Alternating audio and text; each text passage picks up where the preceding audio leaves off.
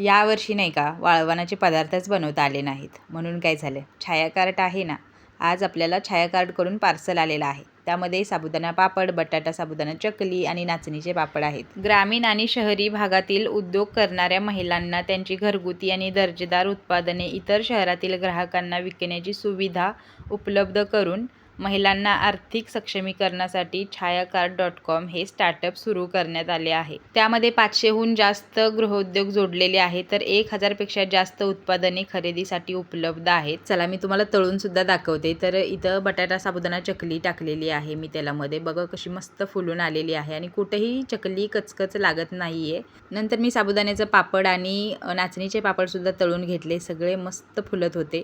तर तुम्ही सुद्धा नक्की ऑर्डर करा. सर्व डिटेल्स मी डिस्क्रिप्शन आणि पिन कॉमेंटमध्ये देते. नक्की बघा आणि लगेच छायाकार्ट.com वरून तुम्हाला हवे असलेले पदार्थ ऑर्डर करा.